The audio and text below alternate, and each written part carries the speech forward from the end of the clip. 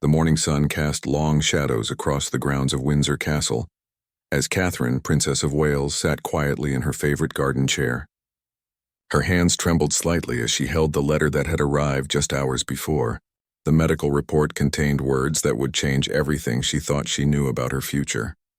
William found her there, still in her morning robe, tears streaming down her face as she stared at the formal letterhead.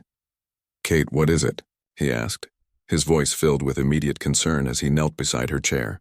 She couldn't speak at first, simply handed him the document that felt heavier than any crown she might one day wear.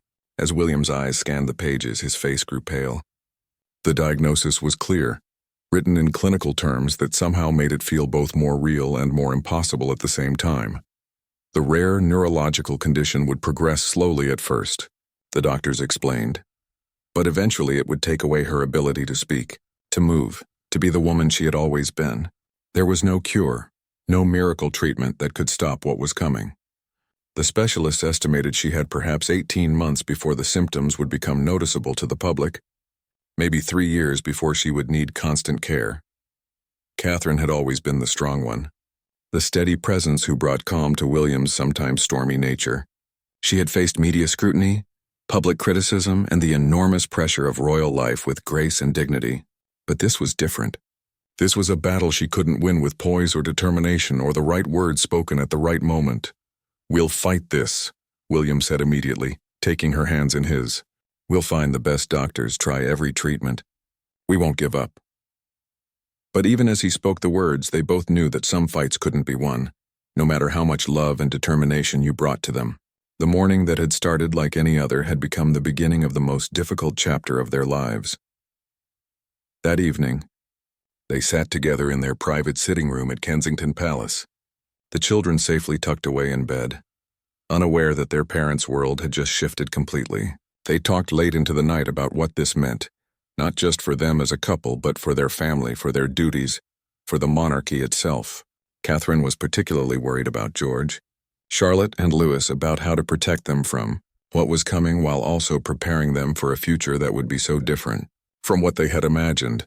"I need to keep being their mother for as long as I can," she whispered to William as they held each other in the darkness. "They need to remember me strong, not just sick." It was a sentiment that would guide every decision they made in the months that followed, every choice about how to handle this impossible situation with grace and love. The weight of keeping this secret felt enormous. Every public appearance would now carry the knowledge that it might be one of the last times people would see her as she truly was. Every photograph, every speech, every moment with their children would be tinged with the bittersweet understanding that time had suddenly become the most precious commodity they possessed. Neither of them slept that night, instead lying awake and talking about memories, about dreams they had shared, about all the things they wanted to say and do while they still could. The future they had planned together, decades of shared service and watching their children grow up, had been compressed into a much shorter time frame. They would have to love a lifetime's worth in whatever time they had left. The decision to tell the children came 3 weeks after the diagnosis. Catherine had insisted on waiting until they had processed their own emotions and could present a united, calm front. They chose a Saturday afternoon when there were no official engagements, no staff around except their most trusted protection officers who had been with the family for years. George, being the eldest at 11, seemed to understand the gravity of what his parents were telling him, even if he couldn't fully grasp what it would mean for their family. Charlotte, 9 years old and always the most emotionally intuitive of the three, immediately climbed into her mother's lap and refused to let go. 6-year-old Louis simply asked if Mummy would still be able to read him bedtime stories, a question that broke Catherine's heart because she didn't know the answer. "We're going to have some challenges ahead," William explained carefully, "but we're going to face them together as a family. And Mummy is still Mummy no matter what happens." Catherine added that they would have lots of adventures together, lots of special time to make beautiful memories, and that being sick didn't change how much she loved each of them. The weeks that followed were filled with a strange kind of normalcy, mixed with urgent purpose. Catherine threw herself into her royal duties with renewed energy, visiting hospitals, attending charity events, meeting with the organizations she patronized. But now every engagement felt different. She found herself studying people's faces more carefully, listening more intently to their stories, trying to absorb every detail of these interactions that had once been routine. William watched his wife during these public appearances with a mixture of admiration and heartbreak. She was magnificent, as she had always been, but he could see the subtle changes that others missed. The way she would pause for just a moment longer before speaking, as if gathering her strength. The way she held onto his arm a little tighter during long events. The quick glances she would give him when she thought no one was looking, checking that he was still there, still steady. At home, they created new traditions. Sunday mornings became sacred family time where phones were put away and they would cook breakfast together. All 5 of them crowded into their kitchen at Anmer Hall. Catherine started a journal for each child, writing down memories, stories about their personalities, advice for the future. She wanted them to have her words, her thoughts, her love in writing for the years when her voice might not be available to them. The hardest part was maintaining their public schedule while dealing with the private reality. Catherine had always been meticulous about her royal duties, but now she approached them with an almost desperate dedication. She increased her charity work, particularly with organizations supporting families dealing with serious illness.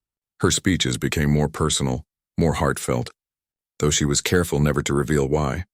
One evening, after a particularly emotional visit to a children's hospital, William found Catherine in their bedroom, sitting on the edge of the bed and crying quietly. "I met a little girl today," she told him, "about Charlotte's age. She's been sick for 2 years, and her mother told me that the hardest part isn't the treatments or the pain. It's knowing that she won't be there to see her daughter grow up, get married, have children of her own." William sat beside her and pulled her close. "You will see our children grow up," he said firmly. "Maybe not in the way we planned, but you'll be part of their lives always. They'll carry you with them in everything they do." It was a conversation they had often now, about legacy and love and what it means to truly be present in someone's life. The media had begun to notice subtle changes. Royal correspondents commented on Catherine's increased emotional engagement during public appearances, the way she seemed to linger longer with people, especially children and families. Some speculated about another pregnancy. Others wondered if she was preparing for expanded royal duties. None of them guessed the truth that William and Catherine carried like a weight between them every single day. 6 months after the diagnosis, the first subtle symptoms began to appear. Catherine noticed it first during a speech at a literacy charity event. For just a moment, she stumbled over a word she had said thousands of times before. To the audience, it seemed like nothing more than a minor slip. But Catherine and William both knew what it meant. The progression had begun. Their private medical team, sworn to absolute secrecy, monitored Catherine closely. The neurologist explained that the early symptoms would be sporadic and mild, but they would gradually become more frequent and noticeable. They had perhaps 6 more months before the public might begin to suspect something was wrong, maybe a year before official acknowledgement would become necessary. Catherine made a decision that surprised even William. Instead of reducing her public engagements, she wanted to increase them. "I want people to remember me working," she told him one evening as they walked through the gardens at Anmer Hall. "I want my children to see that I fought to keep being useful, keep serving, right until the end." Her determination was both inspiring and heartbreaking. They began planning what they privately called the farewell tour, though neither of them could bear to use those words aloud. Catherine would visit every organization she patronized, spend meaningful time with each cause she supported, create lasting memories, and leave detailed instructions for whoever would take over her roles. It was a race against time that she approached with characteristic grace and thoroughness. The Queen, now informed of the situation, had been devastated by the news. Elizabeth had grown genuinely fond of Catherine over the years, seeing in her the stability and dedication that the monarchy needed. During a private tea at Balmoral, the Queen had taken Catherine's hands in her aged ones and said simply, "You have given us all such joy, my dear. Whatever comes next, that won't change." King Charles, still adjusting to his new role, struggled with the reality that his daughter-in-law would not be there for the long reign he had envisioned. Catherine had become essential to his vision of a modern monarchy, and losing her felt like losing a crucial pillar of support. But he respected her wishes to continue working and made sure she had every resource she needed to complete her planned engagements. The children began to notice small changes at home. Catherine would sometimes pause mid-sentence during conversations, a brief look of confusion crossing her face before she continued. She started writing down everything she wanted to remember, keeping notebooks in every room. Louis, with the blunt honesty of a 6-year-old, asked his mother why she was writing so much now. "Because I want to remember all our happy times," she told him, which was true, even if it wasn't the complete truth. She was racing to document everything, every family joke, every bedtime story, every tradition she wanted to make sure would continue after she could no longer participate in them. William found himself becoming fiercely protective in ways he had never experienced before. When photographers seemed too aggressive during public events, when journalists asked probing questions about Catherine's health or energy levels, he would step in with a firmness that surprised everyone, including himself. His staff had to remind him to maintain his usual diplomatic composure. The couple's private moments became intensely precious. They would steal away for walks in the countryside around Anmer Hall, holding hands and talking about everything and nothing. Catherine would point out flowers she wanted William to remember, trees where the children had played, spots where they had shared important conversations. She was creating a map of memories for him to navigate after she was gone. One particularly difficult evening, Catherine broke down completely, sobbing in William's arms about all the things she would miss. "I won't see Charlotte's first heartbreak," she cried. "I won't be there when George becomes king. I won't know what Louis decides to do with his life." William held her tightly, his own tears mixing with hers, knowing that there were no words that could make this better, only love that could make it bearable. 8 months into their new reality, Catherine made the decision to record video messages for her children's major future milestones. Working with their most trusted private secretary and a single, carefully vetted videographer, she spent several emotional days creating messages for birthdays, graduations, weddings, and the birth of grandchildren she would never meet in person. The recording sessions were some of the most difficult days William had ever witnessed. Catherine would sit in their private sitting room, dressed beautifully as always, and speak directly to the camera as if she were talking to her children in the future. She recorded separate messages for each child's 18th and 21st birthdays, for their graduation days, for when they might need comfort during difficult times. "My darling George," she said in one recording, "if you're watching this, it means you're about to become king. I want you to know that I have never been more proud of anyone in my entire life. You were born for this role not because of your title, but because of your heart." William had to leave the room during that particular session, overwhelmed by the image of his wife speaking to their son as a grown man, who would one day carry the weight of the crown. For Charlotte, Catherine recorded messages about finding her own path, about being strong and independent while also being kind. "You have such a fierce spirit, my darling girl," she said to the camera. "Never let anyone dim that light. The world needs your strength and your compassion." For Louis, the messages were filled with encouragement about his curiosity and humor, about staying close to his siblings, about remembering the bedtime stories they had shared. The public began to notice that Catherine seemed different during her appearances. Royal watchers commented on how emotional she had become, how she seemed to savor every moment of her engagements. During a visit to a primary school, she spent an extra hour with the children, reading stories and helping with art projects, long past the scheduled time. Her protection officers had to gently remind her that they were running late for the next appointment. At a charity gala for cancer research, Catherine gave what many would later call one of the most moving speeches of her royal career. Without revealing her own situation, she spoke passionately about the importance of hope, of making every day count, of the strength that families find when facing impossible challenges. The audience was moved to tears by her words, though they didn't understand why her message felt so urgent and personal. William watched from the audience that night, seeing his wife as everyone else saw her, radiant and compelling and completely dedicated to her work. But he also saw what others missed. The slight tremor in her hands as she gripped the podium, the way she paused just a moment longer than usual between sentences, the subtle signs that told him the disease was progressing. That same week, Catherine had what she called her last normal day.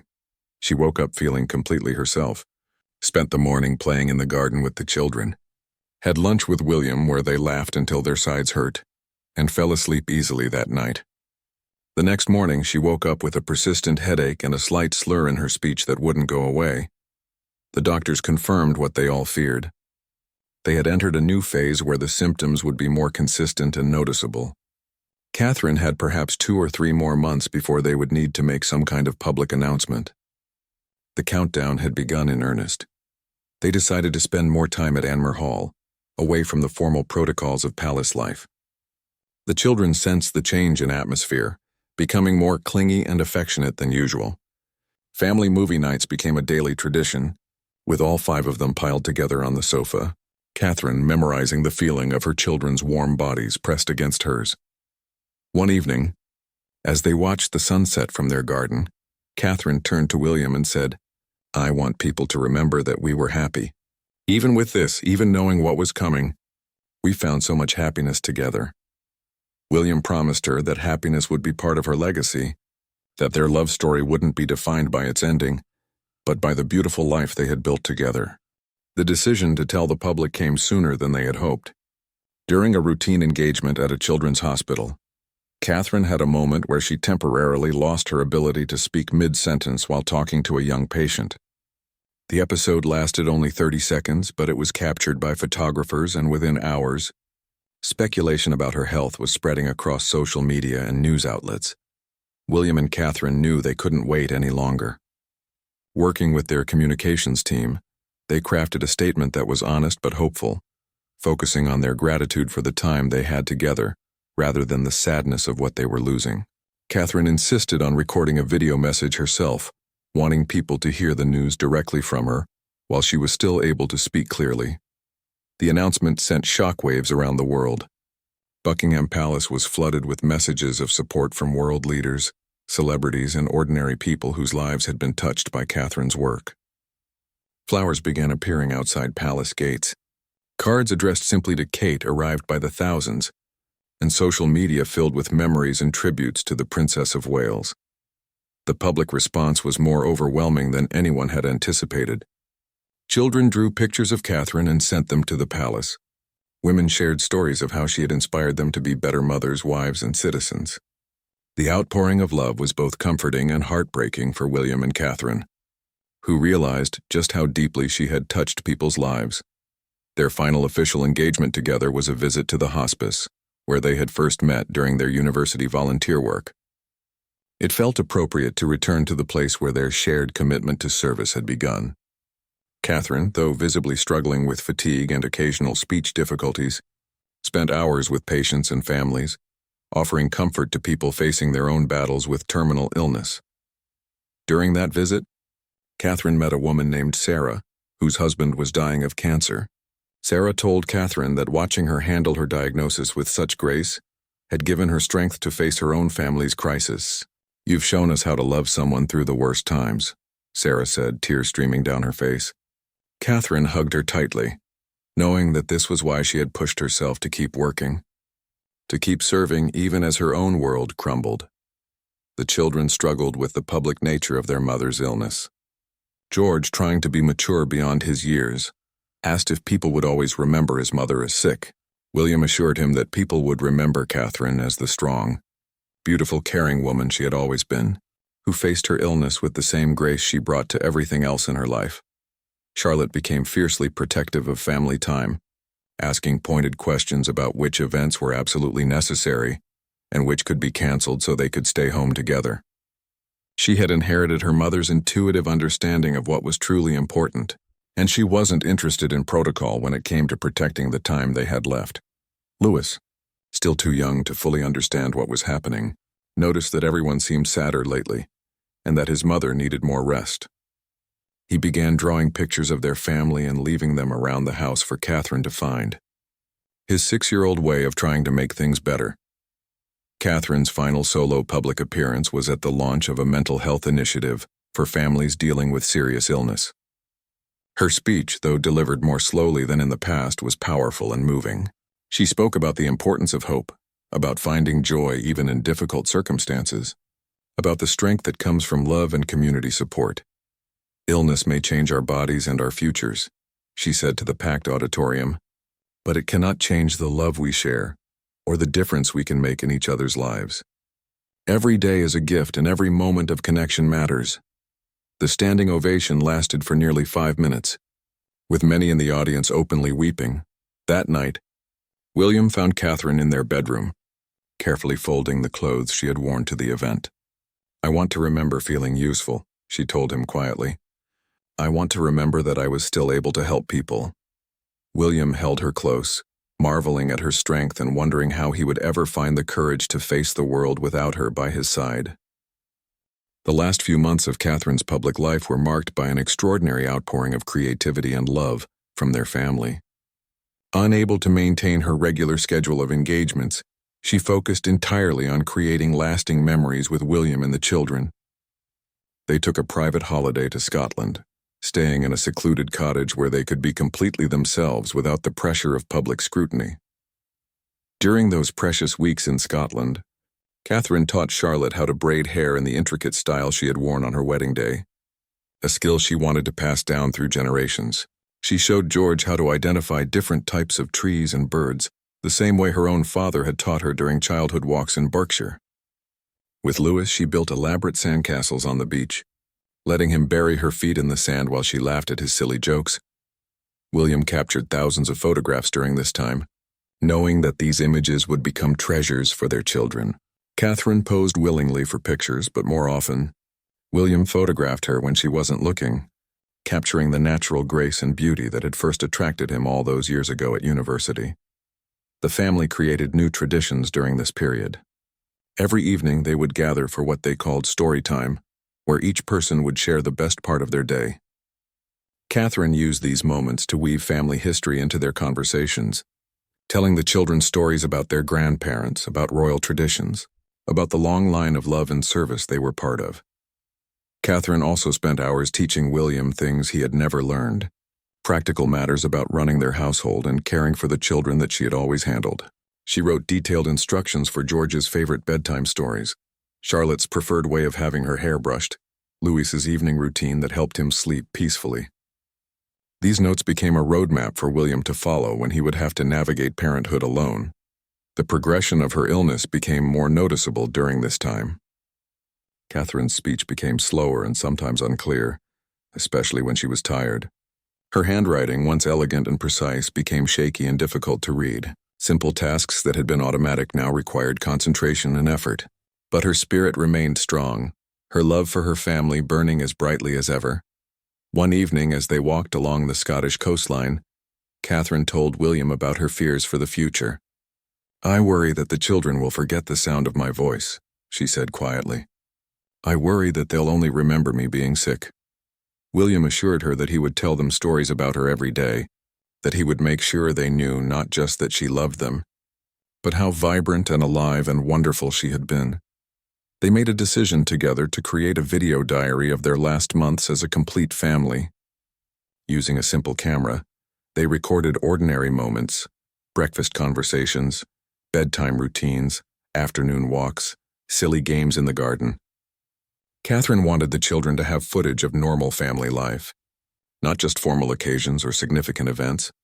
During one of these recordings, captured on a rainy afternoon as they played board games in their sitting room, Catherine looked directly into the camera and said, "If you're watching this someday when I'm not here, I want you to know that these ordinary moments were the most extraordinary part of my life. Being your mother was the greatest privilege I could have imagined." The children gradually took on more responsibility around the house. Sensing their mother's increasing fragility without being told directly, George began helping Louis with his schoolwork. Charlotte took charge of family meal planning, and all 3 children became more affectionate and gentle with Catherine, offering hugs and comfort when she seemed tired or frustrated. Catherine's final public statement was released as a written message, her handwriting now too unsteady to sign documents herself. In it, she thanked the British people for their love and support, expressed gratitude for the opportunity to serve, and asked for privacy for her family during the difficult time ahead. "Love is the only thing that truly matters," she wrote. "Everything else fades away, but love remains forever." The message was read aloud by William during a brief press conference, his voice breaking as he reached the final lines. Watching from their home, Catherine felt a mixture of sadness and relief. The public chapter of her life was closing, But the most important chapter, her role as wife and mother, would continue until her final breath. Catherine's final weeks were spent in the quiet comfort of Anmer Hall, surrounded by her family and the peaceful Norfolk countryside she had grown to love. The house was filled with flowers from their gardens, photographs covering every surface, and the gentle sounds of children playing and family life continuing, even in the shadow of approaching goodbye. She could no longer speak clearly, but her eyes remained bright and expressive. William became expert at reading her expressions, understanding her needs and desires through the language of love they had developed over their years together. The children adapted too, communicating with their mother through touch, through drawings, through the quiet presence that sometimes says more than words. During her last coherent conversation, Catherine managed to tell William that she wasn't afraid. "I've had the most beautiful life," she whispered, her words barely audible but filled with meaning. "I've been loved completely, and I've loved completely. That's enough." William held her hand tightly, memorizing the feeling of her fingers intertwined with his, trying to absorb enough of her presence to last him the rest of his life. The children took turns sitting with their mother, each finding their own way to say goodbye.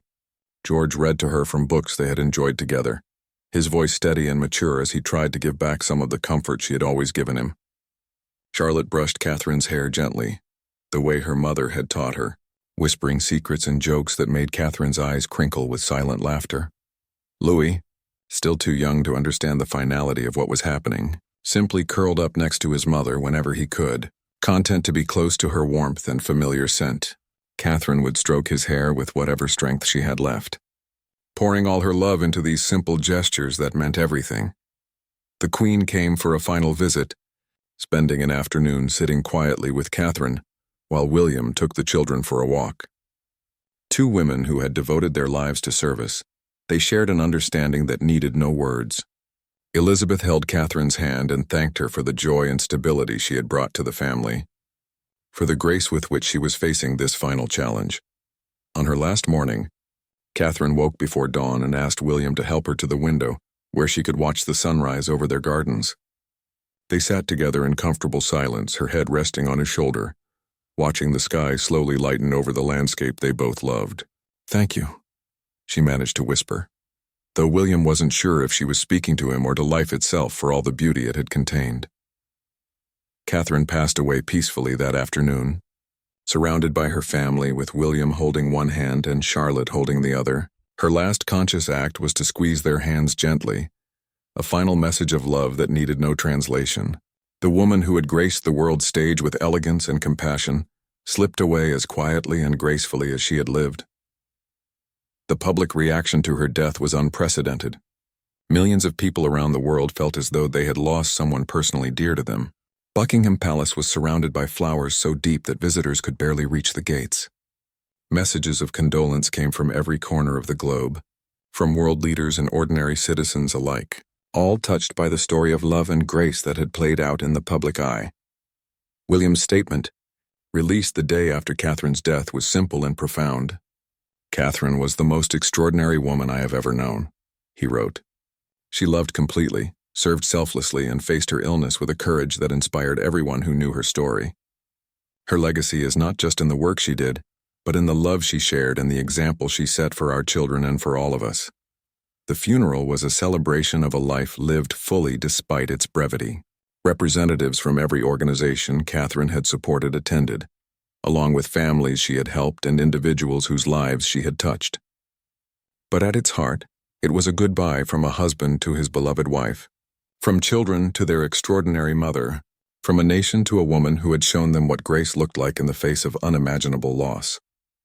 In the years that followed, William would often take the children to visit Catherine's favorite spots in their gardens. He would tell them stories about their mother, share the video messages she had left for them, and help them understand that love doesn't end with death but continues to grow and strengthen with time. Catherine's quiet goodbye had indeed moved millions to tears, but more importantly, it had shown the world what it means to live and love and serve with complete authenticity, right until the very end.